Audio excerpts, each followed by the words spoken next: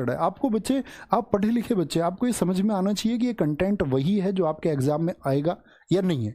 इतनी समझ आपको होनी चाहिए। एकदम से ब्लाइंडली आपको फॉलो नहीं करना चाहिए कि मैं खड़ा होकर दूं मेरी क्लास से आएगा सब कुछ। क्यों तुम मानते हो इस बात को?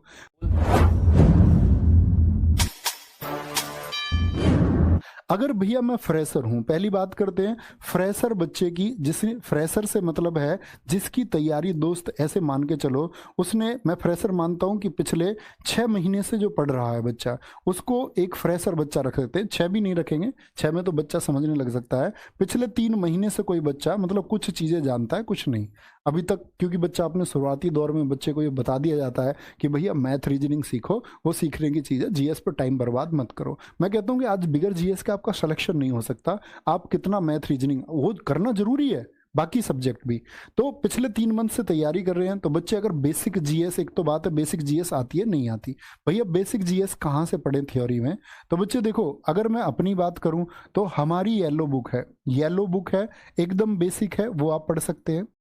बाकी मार्केट में ऐसा नहीं है कि आपके पास और किताब है, आपके पास लूसेंट है तो लूसेंट है तो भैया फिर भी येलो बुक लेनी पड़ेगी। मैं कहूँगा कि कोई एक स्टैंडर्ड बुक आप पढ़ लो, ठीक है। मनोहर जैसी बुक मार्केट में बहुत सारी और किताबें हैं, कोई एक बुक रखो अपने पास। मैं बता रहा हूँ आपको सबसे लिमिटेड कंटेंट येलो बुक की, क्योंकि इसके बारे में बच्चे आप में से ऐसे हैं बहुत सारे जानते होंगे, ठीक है। येलो बुक भैया ये तो एकदम बेसिक जीएस के लिए रही, एकदम बहुत साधारण जीएस के लिए।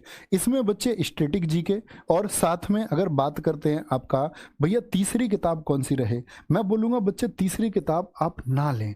अभी मैं बोलूंगा कि ये 2 किताब पर टारगेट करो और ये 3 बजे की क्लास पर आप टारगेट करते रहो। नहीं भैया मैं किताब आपको ये अफोर्ड ही नहीं कर सकता, मैं चाहता ही नहीं किताब खरीदना, हालांकि किताब पढ़नी चाहिए भैया, मैं किताब आपका अफोर्ड ही नहीं कर सकता, मेरे पास इतने पैसे नहीं है। तो मैं कहूँगा भाई येलो बुक की जगह आप RWA की गागर में सागर सीरीज जैसी एक सीरीज है आपका, उससे पहले चली थी, जैसे गागर में सागर प्रसिद्ध है उसी तरह एक सीरीज थी आपका भास्कर सीरीज। क्या बोलोगे? भास्कर सीरीज है बच्चे, हर सब्जेक्ट के लिए आपका भास्कर सीरीज RWA की है।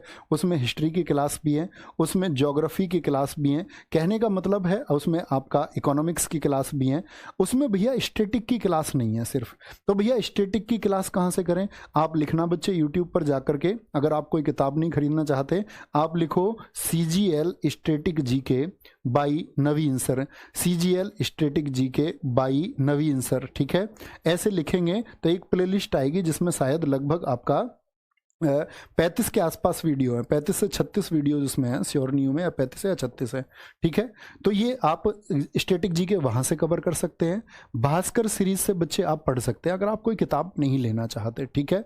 और भैया ये ऑब्जेक्टिव वाली किताब तो बच्चे इसके लिए 3 बजे का सेट है, ये 3 बजे का सेट है। तो मैंने दोनों फॉर्मेट आपको बता दिए। जो बच्चे YouTube से पढ़ने की आदत रखते हैं, जो आज के टाइम में हमको अपना अपग्रेड भी करना चाहिए, ये बात याद रखें। किसी भी एग्जाम के लिए बच्चे, चाहे आपका चंडीगढ़ पुलिस आने वाला है, कोई भी एग्जाम आने वाला है, ये फॉलो कर लो, ये फॉलो कर लो, ठीक है। अगर YouTube से हम पढ़ते हैं जिससे हमारी कंटिन्यूटी बनती है। और अगर आप यही है कि भैया मैं किताबों से करना चाहता हूं तो किताबों का फॉर्मेट ये रहा, ठीक है।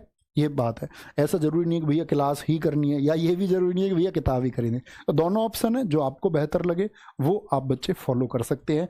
और ये अपने आप में कंप्लीट पैकेज है किसी भी जीएस में अपने स्कोर को बेहतर करने के लिए।